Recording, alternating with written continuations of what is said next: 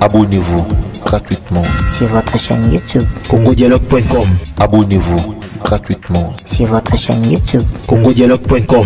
Mukilizalana patience, motema dukuduku mabe, zalana patience, okoya kobebisa vina yo, zalana patience, motema dukuduku mabe, zalana patience, okoya kobebisa vina yo, zelantango na yo, ekoya le panier circule encore, luyenge mabe. Zela tango na yo ndeko eko yai, le panier circule encore, pressé ma bé. Na mokili zala na patience, motema duku duku ma bé, zala na patience.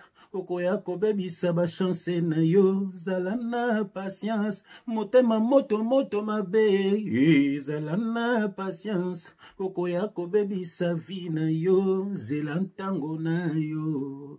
Ekoya le panier circule encore, pressé mabe, zela ntango na yo ndeko ekoya le panier circule encore, pressé mabe.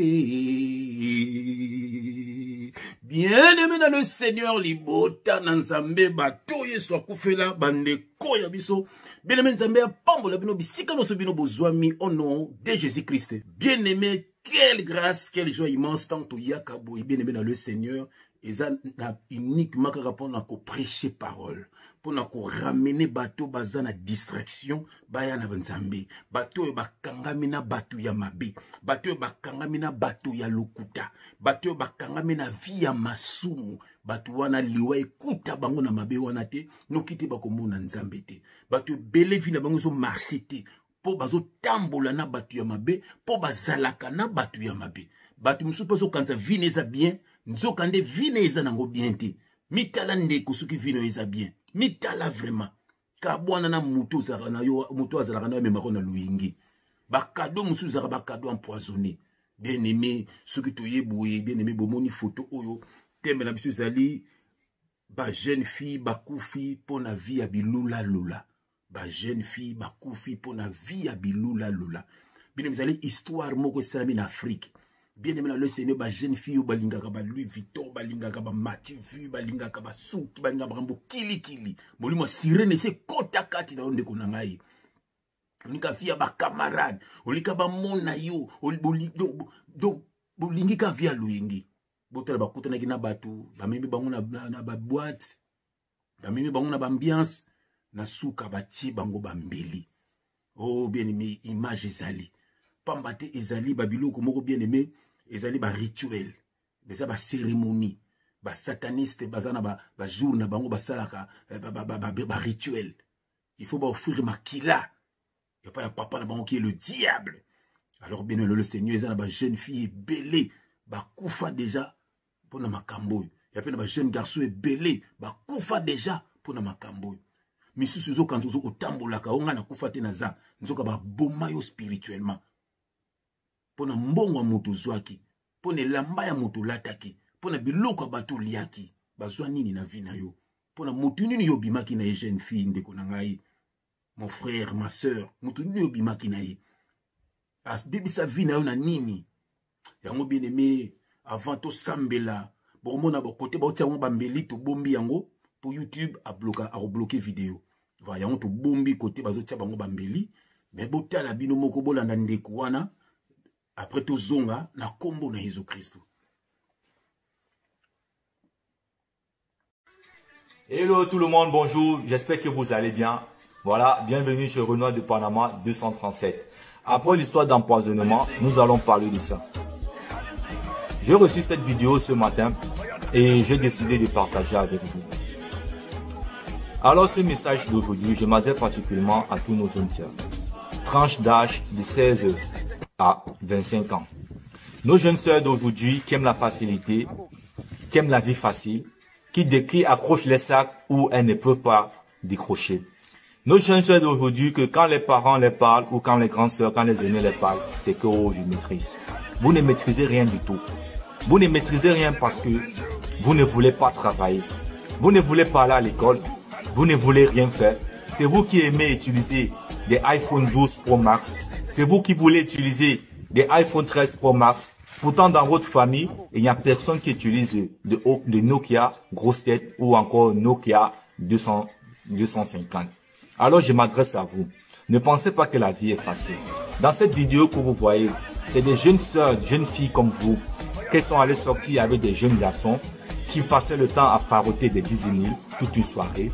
Elles ont passé des week-ends à Kribi, des week-ends à Limbe, dans des gros hôtels, en train de faire la fête matin, midi et soir. Et en voilà comment elles ont terminé. Elles ne savaient pas que les garçons avec qui elles étaient appartenaient à une secte. Alors le matin arrivé, qu'est-ce qu'il fallait? Il fallait remplir sa condition. La condition, c'était de tous les tuer. Tous les tuer comme vous voyez dans cette vidéo. Parce qu'après, ces filles, elles ont été poignardées. Je dis bien, sérieusement poignardées. Bien-aimé, pisi pasi. Na mokili zala na patience. Motema moto mabe. Zala na patience. Okoya kobebisa vi na yo. Zela ntango na yo. Ekoya et le panier circule encore. Loinge mabe. Zela ntango na yo ndeko. Ekoya et le panier circule encore.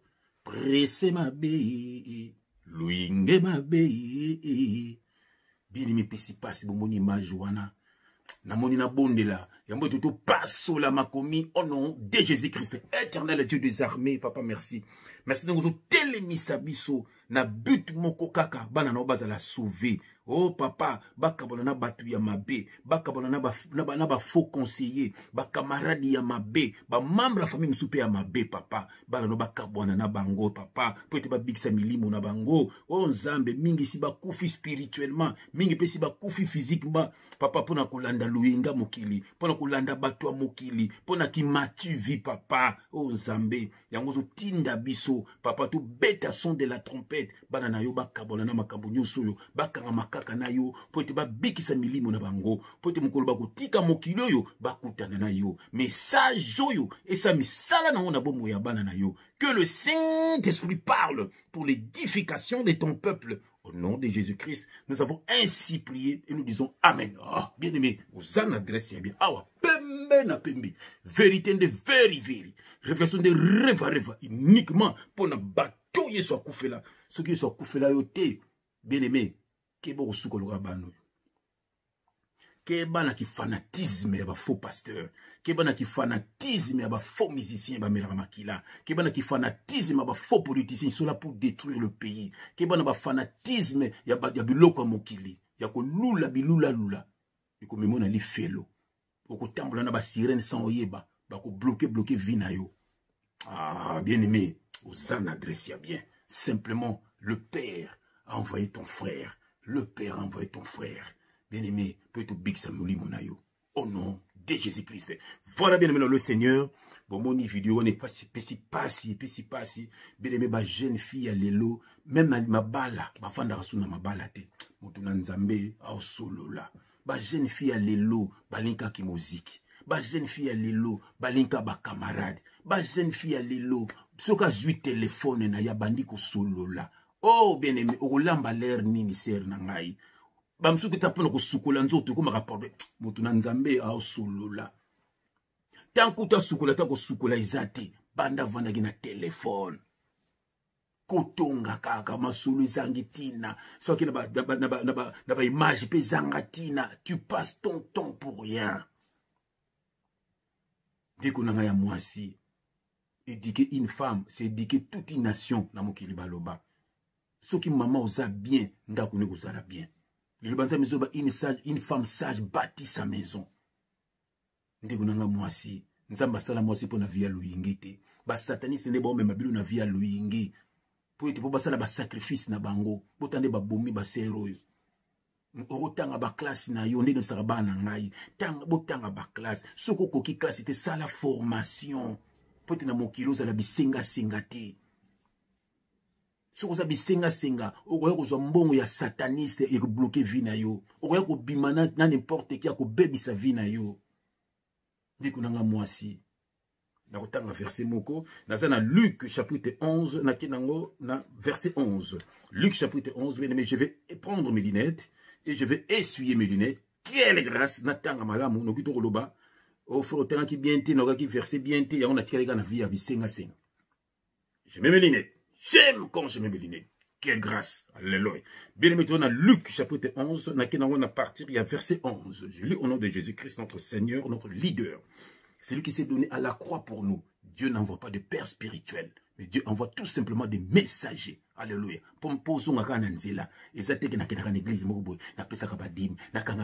Dieu n'a pas besoin de ça. L'église bâtiment pour dominer sur ma vie. Dieu envoie tout simplement des messagers. Voilà. Que Dieu te bénisse. Alléluia. Bien aimé, dans Luc chapitre 11, dans verset 11, je lis au nom de Jésus-Christ. Quel est parmi vous le père qui donnera une pierre à son fils s'il lui demande du pain, ou s'il demande un poisson, lui donnera-t-il un serpent au lieu d'un poisson? Ou s'il demande un œuf, lui donnera-t-il un scorpion? Si donc méchant comme vous l'êtes, vous savez donner des bonnes choses à vos enfants, à combien plus forte raison le Père Céleste donnera-t-il le Saint-Esprit à ceux qui lui demandent? Bien-aimés dans le Seigneur, n'êtes sur le message verset Nzamba le biboye. Papa ni nakoko pesa mwana na ye libanga na place ya lipa. Oh, albi biso kutu méchant de tous arabes so bato mokili. So que au pesa vraiment no pe moi ba cadeau, moi ba nini makamba bien. Et bon à plus forte raison, ye moko nzambe mokeli na biso so ko sengi ye. Parler du Saint-Esprit, ako pesa yo te vraiment. Bande kunanga ya basi bolingi via pressé. Bande kunanga ya basi na lelo mokili zo kende mabe po basi ba bebisi mingi. Pour ceux qui basi basa, pour ba satanisme ba utilisaka nde basi na ba boîte de nuit na bango. Ba utilisaka basi na bolumbu na bango. Ba utilisaka basi na ba photo na makambo ebele pour ba koisa kaka mibali, ba koisa mokili. Pour ceux qui déjà moi si yeba ko koisa mibali ebele le mokili ko kufa. Et on a jardé des dents serpents on yaka kinaki vers Ève. Pour attendre koisi Ève mamoka bendi Adam. Yamu na ba concert ba mise ba tara ba danseuse mabe na ba bureau kuna na ba konzi bomona ka basi bazawana pona ko embellir et kobo mabe na mabe na banda ko banganga basi bazanga raté na l'église bâtiment na lokuta basi bazanga raté mona faut pas ça comme si moi si pe pasteur comme si moi si pe sokinani après bana na ye donc rien à voir avec Dieu. Nous avons dit Romains chapitre 8 verset 1, il n'y a aucune condamnation pour ceux qui sont en Jésus-Christ. Son bien son bon moïna bien aimé au biki sami à la croix le bas qui tout est accompli. Bon baki c'est nous makamba Moïse le travail bon peut ba écriture te ba otanga ba verset zo ba te verset o ya tanini verset o zaki pona banani verset o laxine boye ba répéter bino bolora oui. Amen, amen. Il va se courir bino. Botel belise bonande basi ba tonda. Basi ba memra mingi bali na bango da bana na bango. Frère moko zo bisanga passer si bango, de quoi to côté na mbula sika faut ba pesa 300 ce qui combien de livres sterling. Pour ba vie na bango efungwama.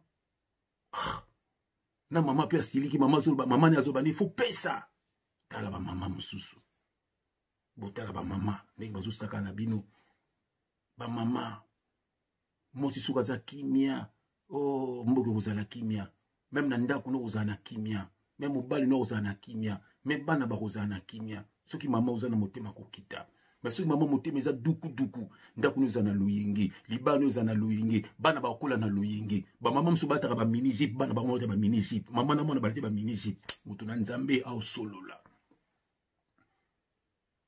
Bien aimé ba mama lelo bo baby si mingi ba mama lelo vie pressée naza na téléphone ya cher na lata cher na sala boy you na nani pressé na nani bitumba na nani concurrence na nani vie concurrence et comme mona mabe okubimana bato mape okolia ba mbongo mape vie ne kozala bloqué un jour omono ozangi mabota un jour omono boti bana ba voyou un jour omona ozangi libala tokime c'était na libala un jour mo soit santé za bienté osalaka nini na vie na ondeko na ngai na ko bonde la pono après mission. Bandeko, Ephésiens 5, verset 16, Zoloba. racheter le temps car les jours sont mauvais. Ils s'appellent un frère belé. Bakuma pena banzela wana. Bakuma koto ba homosexuel. Olungo kinde musala te. Olungo sala ta formation te. Choko na choko. Koluka kaka bilamba. Ko defa bilamba. Na moya lelo ba defa su bilamba. Muto ta désinfectant pour appeler botumbote. Bo sozo la te bilamba batu. Ponini olingi vimo ya pressé. Olingi loyenge. Oyo simba kisi. Oko boma famille na yo pamba. Oko boma ba camarade no bokola pamba. Apo qu'il fait. Bien-aimé, na kotanga verset moko tokelo na scène alliance tout le monde est comme nzamba lobaki na bana na ye voilà bana Israël voilà na Jérémie chapitre 33 verset 6 je lis au nom de Jésus-Christ. Voici je lui donnerai la guérison et la santé, je les guérirai et je leur ouvrirai une source abondante de paix et de fidélité. Bien-aimé, ça, c'est la parole de Dieu. Nzambazo lobelayo. Nabandeliango. Jérémie chapitre 33, verset 6. Voici, je lui donnerai la guérison. Nzamakopeso guérison, bien-aimé. Et la santé, je les guérirai et je leur ouvrirai une source abondante de paix et de fidélité. Ndikunanga kangamana nzambe. Yeba nzambe na bomo ina yo. Nzamba kubatela yo. Nzamba akuguérir yo. Akubénir yo. Akufungola ba pole sur kangamaki. Bien-aimé, akosukulu na makila ma Jésus Christou. Orozala invisible à toute attaque de l'ennemi. Atabando ki a famille batelemi. Atabando ki a quartier batelemi. Atabando ki a ba camarade batelemi. Atabando ki a ba collègue batelemi. Atabando ki a monde physique et spirituel batelemi. Na ba renol bongo butu. Bako kokayote. Pambato sou comme na makila ma Jésus Christ. Pambato invisible à toute attaque de l'ennemi. Ba mona kama kamunezo fungwa masoko kangami na nzambo kabona makama be pena bato mabe. Keba na ba camarade msuba zaka ba évangéliste à Satan. Toke na nuboy. To sana biso boy. Aze évangéliste à Satan. Bien-aimé, na discernement. Yeba ko protéger environnement na yo. Yeba ko protéger vie na yo. Yeba ko protéger ndaku na yo. Protéger arche na yo. Ndaku neza arche na yo. Nzoto neza arche na yo. Moto akosa yo te. Bien-aimé. Bavia bato ebele le beba pona bilanda landa pona bilula lula pona bilia lia pona bilata lata pona bizala zala moto na nzambe a solola ozela nani nazo bondela pona yo papa na tiki ndeko nanga na maboko na yo soko alia eloko moko ebebisa vi na ye ebima au nom de Jésus-Christ soko alatela mbaya mutu emema ba chance na ye papa et libéré maintenant au nom de Jésus-Christ. Soka bimana mutu nga baby sa vie na ye papa tozo récupérer viande au nom de Jésus-Christ. Nyoso ndeko sala papa ya mabe papa o emema na manzi ebimena na kata ba blocage tozo débloquer nyoso au nom de Jésus-Christ. Et ça par hasard te ndeko lande messieurs oyo papa batela ye zinge na makela ma Jésus-Christ petola ye papa o fungula no sekanga ki na vie na ye glorifier ye papa kamusa banguna na ye papa au nom de Jésus-Christ. Amen. Ah, Tobina.